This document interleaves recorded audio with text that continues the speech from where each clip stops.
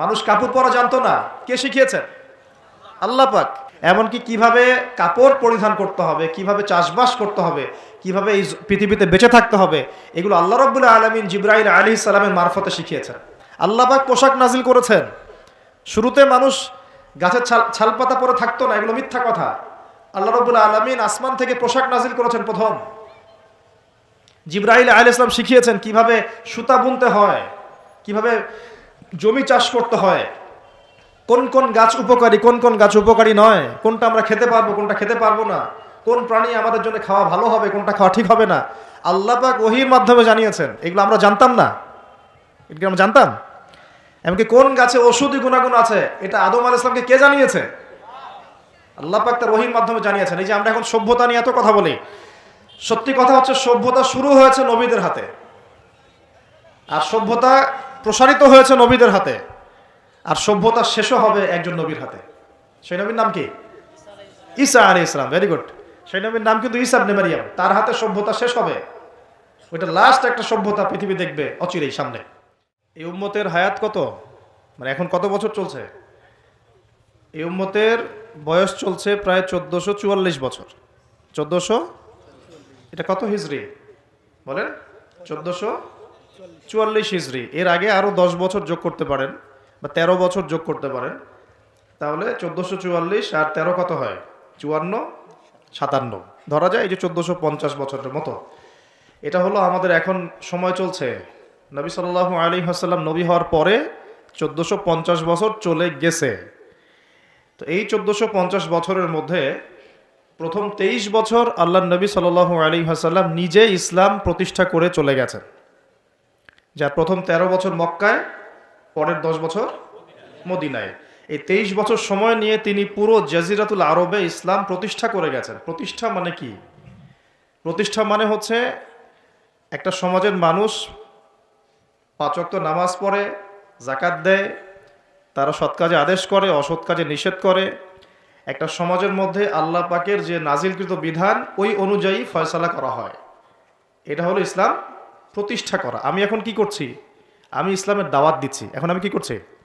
দাওয়াত দিচ্ছি। মনে করেন যে আল্লাহ না করুক এখানে কেউ কাউকে ধর্ষণ করলো, নাউজুবিল্লাহ, বা কেউ মদ পান করলো, বা কেউ মুরতাদ হয়ে গেল। মুরতাদ বুঝেন কি? ইসলাম ত্যাগ করে চলে যাও। হ্যাঁ, এরকম বড় বড় হুদুদের মতো পাপ কেউ করলো, আমি তাকে কোনো শাস্তি দিতে পারবো না। পারবো না। আর কোন কোন ক্ষেত্রে আমাদের প্রশাসন এবং বিচার বিভাগও তাকে সেই শাস্তি দিতে পারবে না যা কোরআনে আছে, হাদিসে আছে। আমি খুব নম্রভাবে, সরলভাবে সত্য কথাগুলো বলার চেষ্টা করছি। কোরআনে একজন ব্যক্তি যদি ব্যভিচার করে, ব্যভিচার বুঝি, যেটা এখনকার ফ্যাশন হয়ে গেছে, ঠিক আছে না? 100 বেত্রাঘাত। কত বেত্রাঘাত? যদি অবিবাহিত হয়, যদি অবিবাহিত হয়। আর অবিবাহিতদের এই পরিসংখ্যান কত আল্লাহ ভালো জানেন। আমরা দোয়া করি আল্লাহ পাকে সমস্ত পথভ্রষ্ট দিনী ভাই বোনকে আল্লাহর পথে ফিরে আসার তৌফিক দান করুন। সূরা নূরের উপর আমল করার তৌফিক দান করুন। আল্লাহ পাক আমাকেও যেন তৌফিক দেন, আপনাদের সবাইকে তৌফিক দেন। আর যদি সেই ব্যক্তি বিবাহিত হয়, বিবাহিত হলে পাথর নিক্ষেপ করে রজম, অর্ধেক কোমর পর্যন্ত মাটিতে পুঁতে ফেলা, তারপরে পাথর নিক্ষেপ করে রজম করা। আমি এটার ওয়াজ আপনাকে করতে পারবো, এখন দাওয়াত দিতে পারবো যে দেখুন, জেনা থেকে দূরে থাকুন, বা আমরা সবাই জেনা থেকে দূরে থাকি। যদি বিবাহিত হয়ে এই কাজ কেউ করেন তাহলে এই শাস্তি হবে, যদি অবিবাহিত হয়ে কেউ করেন তাহলে এই শাস্তি হবে। কিন্তু আমি আপনাকে শাস্তি দিতে পারবো না। পারবো? এই এখতিয়ার, এই ক্ষমতা, এই অথরিটি আমার কাছে নাই। এমনকি এই শাস্তি কোনো কোনো ক্ষেত্রে রাষ্ট্রীয়ভাবেও আপনাকে দেয়া হবে না, বা দিতে পারা যাচ্ছে না। চুরি করলে কি করতে হয়? কোরআন বলেছে হাত কেটে ফেলো। কে বলেছে? কোরআন কার বাণী? এটা কি আমাদের বানানো কোনো কিতাব?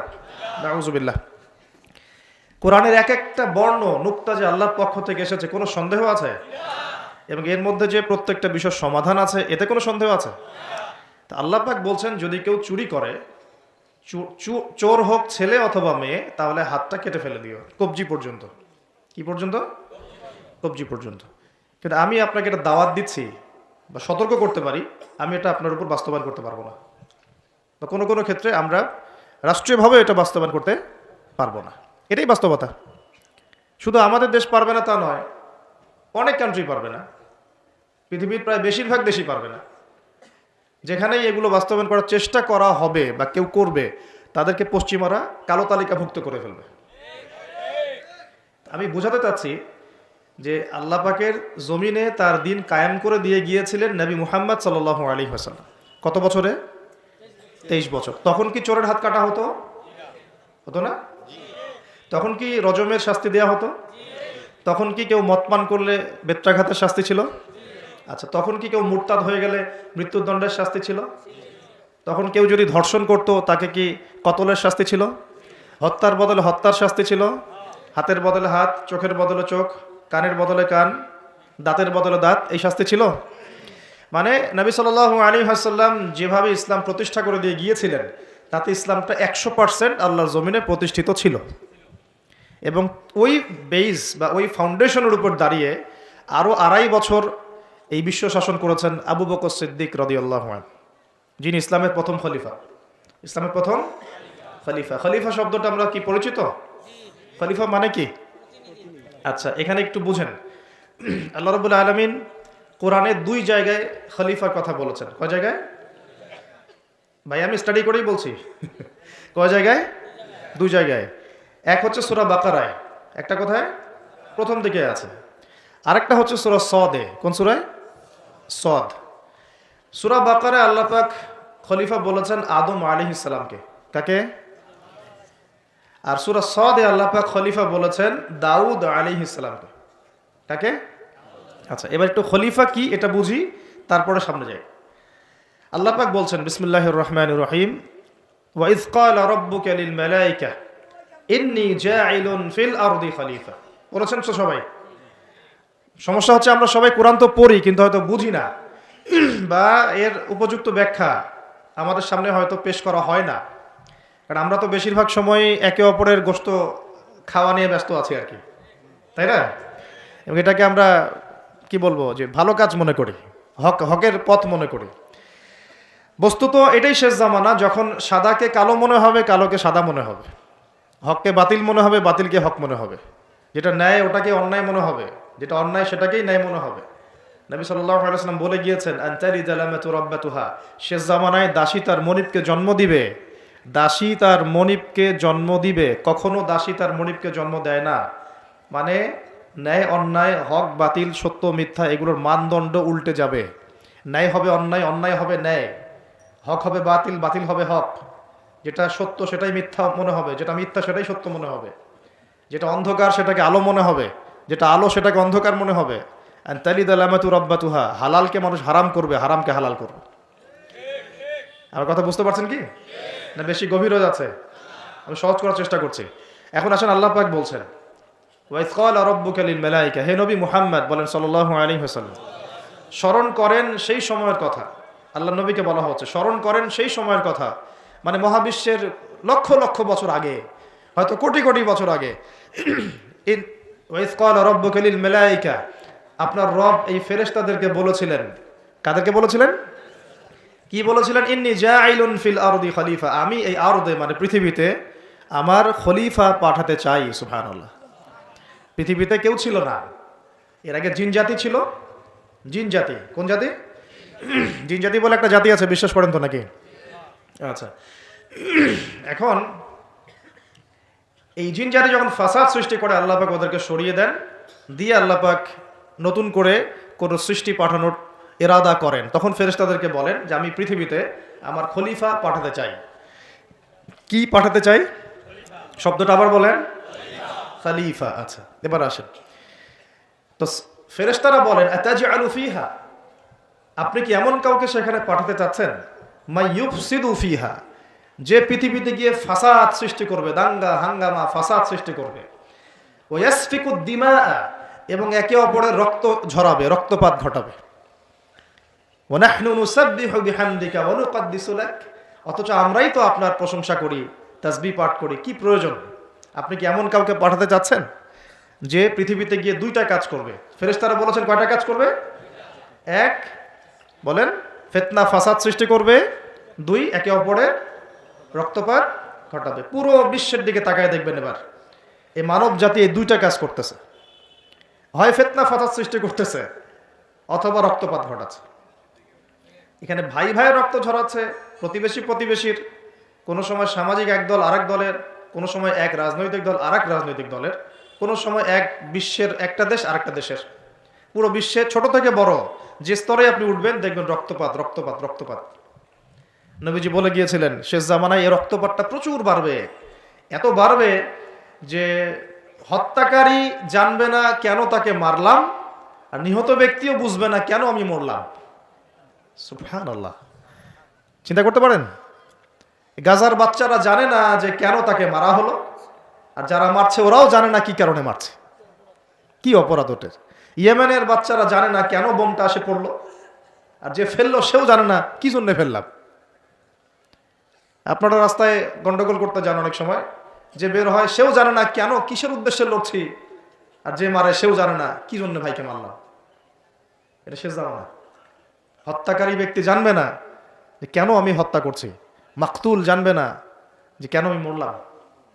শেষ জামানে হারাজ বাড়বে, হারাজ হারাজ হারাজ। নবীজি বলছেন হারাজ বাড়বে, সাহাবীরা বলছেন হারাজ কি ইয়া রাসূলুল্লাহ? নবীজি বলছেন যে মানে অস্বাভাবিক হারে হত্যাকাণ্ড বাড়তে থাকবে।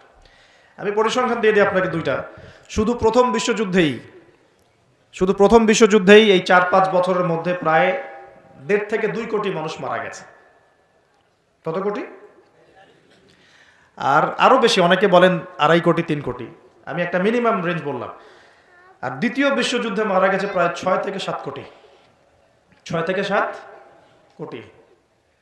শুধু আমেরিকার একটা পারমাণবিক বোমা যেটা জাপানে পড়েছে হিরোশিমায়, ওতেই লক্ষ লক্ষ লোক মারা গেছে।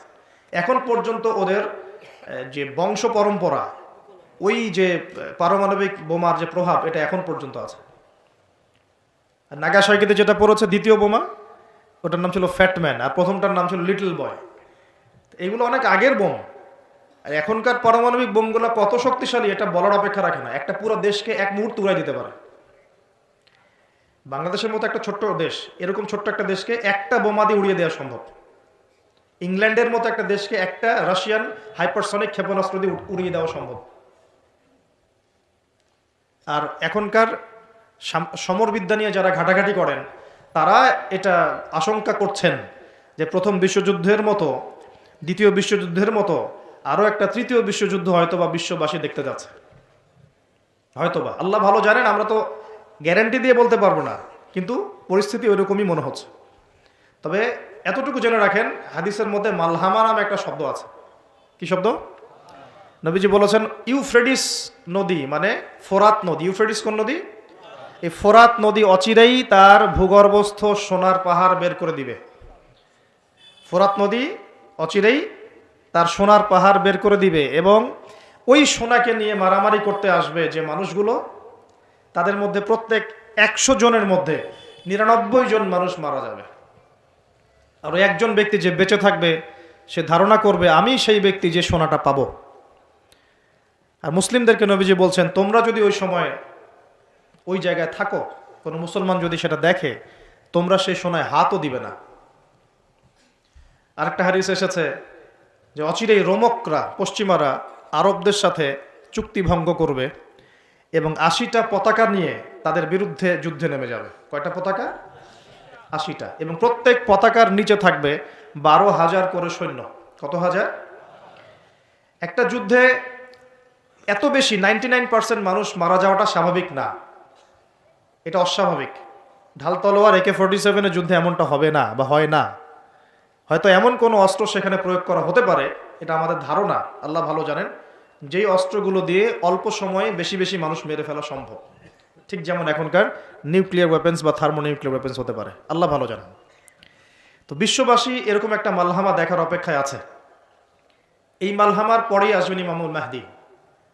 ইমামুল মাহদির পরে আসবে ঈসা ইবনে মারিয়াম। ঈসা ইবনে মারিয়ামের পরে আসছে ইসলামিক খেলাফত।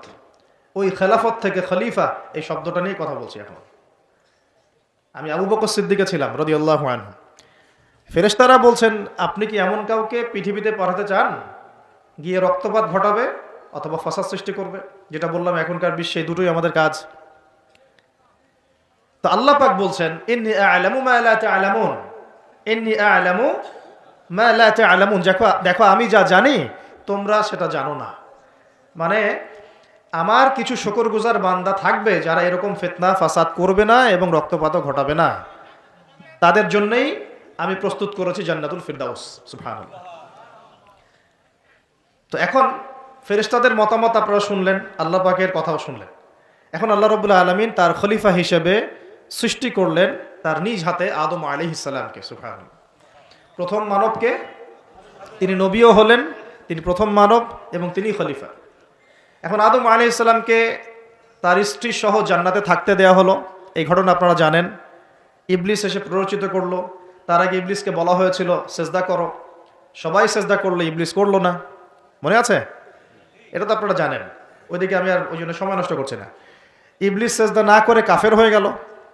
আর আদম আলাইহিস সালাম এবং হাওয়া আলাইহিস সালামকে জান্নাতে থাকতে দেয়া হলো।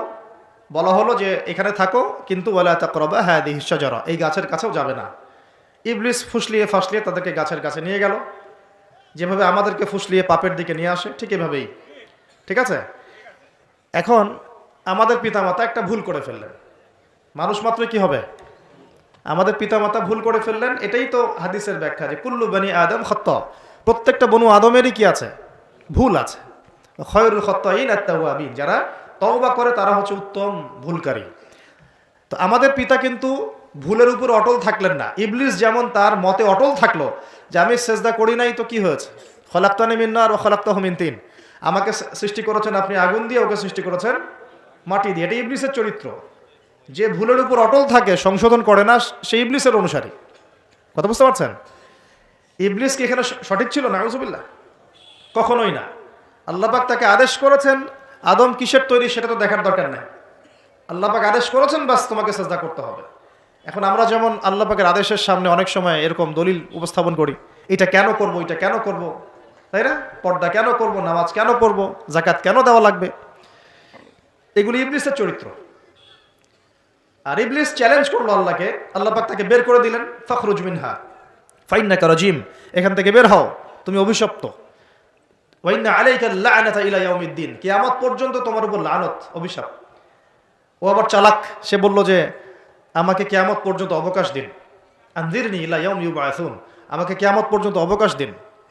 আল্লাহ পাক বলেন ইন্নাকা মিনাল মুনযারিন, যাও তুমি অবকাশপ্রাপ্তদের অন্তর্ভুক্ত একজন, ছেড়ে দিলাম তোমাকে, কিয়ামত পর্যন্ত হায়াত দেওয়া হলো। এবার সে বলছে ফাবিমা আগওয়াইতানি, হে আল্লাহ, যে আদমের জন্য আপনি আমাকে বের করে দিলেন, আমি চ্যালেঞ্জ করছি। এবার ইবলিসের চ্যালেঞ্জটাও মাথায় লিখে রাখেন, মাথায় লিখে রাখেন। ইবলিস বলছে ফাবিমা আগওয়াইতানি লাআকউদান্না লাহুম সিরাতাকাল মুস্তাকিম, যার জন্য আপনি আমাকে এখান থেকে বের করে দিলেন, আমি তার সরল পথে ওত পেতে বসে থাকবো। কিভাবে বসে থাকবো? ওত পেতে। সুম্মা লাআতিয়ান্নাহুম মিন বাইনি আইদিহিম ওয়া মিন খালফিহিম ওয়া আন আইমানিহিম ওয়া আন শামাইলিহিম ওয়া লা তাজিদু আকসারাহুম শাকিরিন, আমি তাদের ডান দিক থেকে আসবো, বাম দিক থেকে আসবো, সামন থেকে আসবো, পিছন থেকে আসবো। আপনি বেশিরভাগ আদম সন্তানকে শুকরগুজার পাবেন না। কে বললো এটা? ইবলিসের এই কথা সত্য না মিথ্যা বলেন তো? এখন সত্য হয় নাই? কিভাবে সত্য সেটা আরেকটা হাদিস থেকে দেখেন দলিল। আমি আর গভীরে ঢুকে যাচ্ছি। কিয়ামতের মাঠে আদম আলাইহিস সালাম, এই আদম আলাইহিস সালামই যখন উঠবেন, আদম আলাইহিস সালামকে আল্লাহ পাক ডেকে বলবেন তোমার সন্তানদের মধ্য থেকে জাহান্নামী জান্নাতি আলাদা করে দাও তো তুমি। তো আদম আলাইহিস সালাম বলবেন ইয়া আল্লাহ, কতজন জান্নাতি, কতজন জাহান্নামী?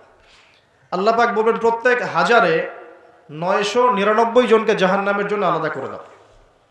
বলেন নাউজুবিল্লাহ। এই হাদিসটা শোনার পরে সাহাবায়ে কেরাম রাদিয়াল্লাহু আনহুম খুব বিচলিত হয়ে পড়ল। তখন নবী সাল্লাল্লাহু আলাইহি ওয়াসাল্লাম আশ্বস্ত করলেন যে ওই যে 1% জান্নাতি দেখা যাচ্ছে, এগুলো উম্মতে মুহাম্মাদের মধ্যেই বেশি হবে ইনশাআল্লাহ। তবে কোন উম্মতে মুহাম্মাদি যে নামাজ পড়ে না, রোজা রাখে না, যাকাত দেয় না, শরীয়তের বিধিবিধানের কোনো পরোয়া করে না, কোরআনটা পর্যন্ত তেলাওয়াত করতে চাচ্ছে না, সেই উম্মতে মুহাম্মাদি কথা বলা হচ্ছে কি? নাকি যারা নিজেদের জান মাল সময় শ্রম সবকিছু ঢেলে দিয়ে দিনের জন্য নিজেকে নিবেদিত প্রাণ করে, কাদের কথা বলা হচ্ছে? এটা আপনারা নিজেরাই বোঝেন, এটা তো আমার বোঝানোর দরকার নেই। এখন বুঝেন তাহলে পার্সেন্টেজটা কত হবে। তো ইবলিসের কথা তাহলে সত্য হলো। ইবলিস কি বললো? ওয়ালা তাজিদু আকসারাহুম শাকিরিন, বেশিরভাগকে আপনি শুকরগুজার পাবেন না। আল্লাহ পাক নিজেও এই কথা বলেছেন সূরা সদের মধ্যেই, ওয়া কালিলুম মিন ইবাদিয়াশ শাকুর, আমার শুকরগুজার বান্দা খুব কম হবে। অন্য একটা জায়গাতেও আছে। তো এখন আল্লাহ রাব্বুল আলামিন আদম আলাইহিস সালাম আর হাওয়া আলাইহিস সালামকে জান্নাতে রাখলেন। তারা যে ফল খেয়ে ভুল করে ফেললেন, আল্লাহ পাক তখন তাদেরকে সাথে সাথেই বের করে দেন নাই, সাথে সাথে বের করে দেন নাই, বরং ফাতালাক্কা আদামু মির রাব্বিহি কালিমাত, আদম আলাইহিস সালাম আল্লাহর কাছ থেকে কিছু কালিমা বা বাক্য শিখে নিলেন। সুবহানাল্লাহ। ফাতাবা আলাইহি, ওই কালিমা ওই বাক্য দিয়ে আল্লাহ আদম আলাইহিস সালাম তওবা করলেন। ওই কালিমা ওই বাক্য দিয়ে আল্লাহ পাক আদম আলাইহিস সালাম কি করলেন? আবার বলছি, একটু পিছনে যান। ওই কালিমা ওই বাক্য দিয়ে আদম আলাইহিস সালাম কি করলেন? তওবা করলেন। আবার বলছি, ফাতালাক্কা আদামু মির রাব্বিহি কালিমাত, আদম আলাইহিস সালাম তার রবের কাছ থেকে কিছু কালিমা শিখে নিলেন। ফাতাবা আলাইহি, ওই কালিমা দিয়ে আল্লাহ রাব্বুল আলামিনের কাছে তিনি তওবা করলেন। ইন্নাহু হুয়াত তাওয়াবুর রহিম, এবং আল্লাহ পাক তওবা কবুল করে তাকে মাফ করে দিলেন। ওই বাক্যটা কি ছিল সেটা একটু শুনি। ওই বাক্যটা ছিল রব্বানা, আমার সাথে বলেন, রব্বানা যালামনা আনফুসানা ওয়া ইল্লাম তাগফির লানা ওয়া তারহামনা লানাকুনান্না মিনাল খাসিরিন। মানে অর্থ হচ্ছে, হে আমাদের রব, রব্বানা যালামনা আনফুসানা, আমরা নিজেদের নফসের উপর জুলুম করেছি, ওয়া ইল্লাম তাগফির লানা, আপনি যদি আমাদেরকে মাফ না করেন, ওয়া তারহামনা, আমাদের উপর রহম না করেন, লানাকুনান্না মিনাল খাসিরিন, আমরা অবশ্যই ক্ষতিগ্রস্তদের অন্তর্ভুক্ত হয়ে যাব। এই কালিমা শিখলেন কে? আদম আলাইহিস সালাম তার রবের কাছ থেকে। এই কালিমা, এই দোয়া দিয়ে তিনি তওবা করলেন, আল্লাহ রাব্বুল আলামিন তাকে মাফ করে দিলেন। তবে তিনি বলে দিলেন আর জান্নাতে থাকা হচ্ছে না। কুল নাহবিতু মিনহা জামিআ, আল্লাহ বলেন তোমরা এখন সবাই পৃথিবীতে নেমে যাও। ফাইম্মা ইয়াতিয়ান্নাকুম মিন্নি হুদান, নেমে যাও পৃথিবীতে, কিন্তু জেনে রেখো পৃথিবীতে আমার পক্ষ থেকে তোমাদের কাছে হেদায়েত যাবে। কি যাবে? হেদায়েত মানে আসমানি কিতাব, নবী রাসূল। আসমানি কিতাব, নবী রাসূল, এগুলো আসবে তোমাদের কাছে। ফামান কুল নাহবিতু মিনহা জামিআ ফাইম্মা ইয়াতিয়ান্নাকুম মিন্নি হুদান ফামান তাবিআ হুদায়া, যে আমার এই হেদায়েতের অনুসরণ করবে, ফালা খাউফুন আলাইহিম ওয়ালা হুম ইয়াহজানুন, তাদের কোনো ভয় নাই, কোনো দুশ্চিন্তা নাই। যেই জান্নাত থেকে গিয়েছো ওই জান্নাতে ফিরে আসবে ইনশাআল্লাহ। এটা একটা কথা। আর ওয়াল্লাযীনা কাফারু ওয়া কাযযাবু বিআয়াতিনা, কিন্তু যারাই আমার ওই হেদায়েতকে মিথ্যা প্রতিপন্ন করবে, অস্বীকার করবে, কুফরি করবে, ঠিক আছে, উলাইকা আসহাবুন নার, এরা হবে জাহান্নামের অধিবাসী, হুম ফিহা খালিদুন, এখানে তারা চিরস্থায়ী হবে। আল্লাহ পাকের বক্তব্য একদম সহজ সরল পরিষ্কার না? দুনিয়াতে যাচ্ছ যাও, এটা চিরস্থায়ী নয়। এই সময়টুকুর মধ্যেই আমার পক্ষ থেকে কি আসবে বলেন? হেদায়েত আসবে, মানে যুগে যুগে নবী রাসূল আসবেন, আসমানি কিতাব আসবে। ফামান তাবিআ হুদায়া, তোমাদের মধ্যে যারা এই নবী রাসূলদেরকে মানবে, আসমানি কিতাব সমূহকে মানবে, তাদের কোনো টেনশন নাই, কোনো ভয় নাই, আবার জান্নাতে ফিরে আসবে ইনশাআল্লাহ। আর যারা নবী রাসূলকে মানবে না, আসমানি কিতাবের পরোয়া করবে না, নিজের প্রবৃত্তির দাসত্ব করবে, উলাইকা আসহাবুন নার, তারা জাহান্নামে যাবে, সেখানে চিরস্থায়ী হবে। হিসাব কি সহজ না কঠিন? একদম সহজ কথা আল্লাহ পাকের। এবার এই যে সিলসিলা শুরু, আদম আলাইহিস সালামকে আল্লাহ পাক কি বলেছেন? কি শব্দটা বলেছিলাম? খলিফা। এবার আদম আলাইহিস সালাম পৃথিবীতে এসে কি আবারও নতুন করে কোনো ভুল করেছিলেন? বলেন তো দেখি। উত্তর না, করেন নাই। মানে কান্নাকাটি করতে করতেই বছরের পর বছর চলে গেছে, শুধু কাঁদতে কাঁদতেই বছরের পর বছর চলে গেছে। পরবর্তী ভুল যেটা আমরা দেখি সেটা হলো হাবিল আর কাবিলের ভুল। কাবিল তার ভাই হাবিলকে হত্যা করেছে, তাই না? হিংসার বশবর্তী হয়ে। ওই যে এখনো দেখবেন আমাদের সমাজে যে ভাইয়ে ভাইয়ে মারামারি, এটা সেই হাবিল কাবিলের সুন্নত। এখানে আমরা কাবিল হব না, হলে হাবিল হব। প্রয়োজনে হাবিল হয়ে থাকবো, তাও কাবিল হতে যায় না। কারণ নবী সাল্লাল্লাহু আলাইহি ওয়াসাল্লাম বলেছেন, পৃথিবীতে প্রথম হত্যাকাণ্ড সংঘটিত করেছে কাবিল। ভালো করে শোনেন, যারা এই পথে আছেন ভালো করে শোনেন। পৃথিবীতে প্রথম হত্যাকাণ্ড সংঘটিত করেছে কাবিল। এ কারণেই কিয়ামত পর্যন্ত যত মানুষ খুন হবে, খুন, এই সমস্ত খুনের পাপের একটা অংশ কাবিলের আমলনামায় গিয়ে যুক্ত হবে। মনে করায় দেই, কাবিল একজন নবীর সন্তান। কার সন্তান? নবীর সন্তান। লূত আলাইহিস সালামের স্ত্রী একজন নবীর স্ত্রী। নূহ আলাইহিস সালামের স্ত্রী একজন নবীর স্ত্রী। আবু লাহাব সর্বকালের সর্বশ্রেষ্ঠ মানব মুহাম্মদ সাল্লাল্লাহু আলাইহি ওয়াসাল্লামের চাচা। আবার ফেরাউনের ওই স্ত্রী, তার নাম, দাসীর নাম কি? আসিয়া। তাহলে আমাদের বংশ, আমাদের রং, আমাদের জাতীয়তা, আমাদের অর্থ সম্পদ, আমাদের টাকা পয়সা, আমাদের স্ট্যাটাস, আমাদের ভাষা, আমাদের এই গোত্রীয় বিভাজন, এগুলো আমাদেরকে আল্লাহ পাকের আযাব থেকে বাঁচাতে পারবে না যদি না আমরা আল্লাহ পাকের হুকুম আহকাম মেনে চলি। একজন নবীর ছেলে কোথায় যাচ্ছে? একজন নবীর স্ত্রী কোথায় যাচ্ছে? লূত আলাইহিস সালামের স্ত্রী কোথায় যাচ্ছে? আবু জাহেল কি আল্লাহ নবী সাল্লাল্লাহু আলাইহি ওয়াসাল্লামের চাচা ছিল না? আবু লাহাব কি চাচা ছিল না? তাহলে কিসের অহংকার, কিসের অহংকার, কিসের ফুটানি, কিসের গর্ব? শুধু তাকওয়াই পারবে আমাদেরকে সেভ করতে, আর কিচ্ছু না। অনেক গভীর হয়ে যাবে, বের হয়ে আসেন। আদম আলাইহিস সালাম তার জীবদ্দশায় আল্লাহ পাকের জমিনে যতদিন থেকেছেন, তিনি কি আল্লাহর বিধান মেনেছেন না শয়তানের বিধান মেনেছেন? তার উপরে আল্লাহ পাক কিছু নাজিল করেন নাই? সহিফা নাজিল করেছেন, অবশ্যই করেছেন না? এমনকি কিভাবে কাপড় পরিধান করতে হবে, কিভাবে চাষবাস করতে হবে, কিভাবে এই পৃথিবীতে বেঁচে থাকতে হবে, এগুলো আল্লাহ রাব্বুল আলামিন জিবরাইল আলাইহিস সালামের মারফতে শিখিয়েছেন। মানুষ কাপড় পরা জানতো না, কে শিখিয়েছেন? আল্লাহ পাক। আল্লাহ পাক পোশাক নাজিল করেছেন। শুরুতে মানুষ গাছের ছালপাতা পরে থাকতো না, এগুলো মিথ্যা কথা। আল্লাহ রাব্বুল আলামিন আসমান থেকে পোশাক নাজিল করেছেন প্রথম। জিবরাইল আলাইহিস সালাম শিখিয়েছেন কিভাবে সুতা বুনতে হয়, কিভাবে জমি চাষ করতে হয়, কোন কোন গাছ উপকারী, কোন কোন গাছ উপকারী নয়, কোনটা আমরা খেতে পারবো, কোনটা খেতে পারবো না, কোন প্রাণী আমাদের জন্য খাওয়া ভালো হবে, কোনটা খাওয়া ঠিক হবে না, আল্লাহ পাক ওহীর মাধ্যমে জানিয়েছেন। এগুলো আমরা জানতাম না, এগুলো আমরা জানতাম। এমনকি কোন গাছে ঔষধি গুণাগুণ আছে, এটা আদম আলাইহিস সালামকে কে জানিয়েছে? আল্লাহ পাক তার ওহীর মাধ্যমে জানিয়েছেন। এই যে আমরা এখন সভ্যতা নিয়ে এত কথা বলি, সত্যি কথা হচ্ছে সভ্যতা শুরু হয়েছে নবীদের হাতে, আর সভ্যতা প্রসারিত হয়েছে নবীদের হাতে, আর সভ্যতা শেষও হবে একজন নবীর হাতে। সেই নবীর নাম কি? ঈসা আলাইহিস সালাম। Very good. সেই নবীর নাম কিন্তু ঈসা ইবনে মারইয়াম। তার হাতে সভ্যতা শেষ হবে। ওইটা লাস্ট একটা সভ্যতা পৃথিবী দেখবে অচিরেই সামনে। এখন আসেন, আদম আলাইহিস সালাম ছিলেন আল্লাহ পাকের খলিফা, এবং তিনি পৃথিবীতে তার আল্লাহ পাকের বিধান দিয়ে নিজে চলেছেন, পরিবারকে চালিয়েছেন, ওই সময় সমাজকে চালিয়েছেন, এবং ওই সময় পৃথিবীটাকে তিনি আল্লাহ পাকের বিধান দিয়ে পরিচালিত করেছেন, অন্য কারো বিধান দিয়ে নয়, মন গড়া বিধান দিয়ে তো মোটেই নয়, এবং নিজের রচনাকৃত বিধান দিয়ে তো মোটেই নয়, নিজের প্রবৃত্তিগত অনুসরণ দিয়ে মোটেই নয়, বরং আল্লাহ পাকের পক্ষ থেকে যা এসেছে সেইটা তিনি ফলো করেছেন। এই অনুসরণটাকে নূহ আলাইহিস সালাম করেন নাই? ইব্রাহিম আলাইহিস সালাম করেন নাই? মুসা আলাইহিস সালাম করেন নাই? ঈসা আলাইহিস সালাম করেন নাই? দাউদ আলাইহিস সালাম করেন নাই? সুলাইমান করেন নাই আলাইহিস সালাম? আমাদের নবী মুহাম্মদ সাল্লাল্লাহু আলাইহি ওয়াসাল্লাম তিনি কি করেন নাই? আমার কথা কি বুঝতে পারছেন? তাহলে তারা কি অনুসরণ করেছেন পৃথিবীতে? আল্লাহ পাকের ওহীর বিধান। কিসের বিধান? ওহীর বিধান।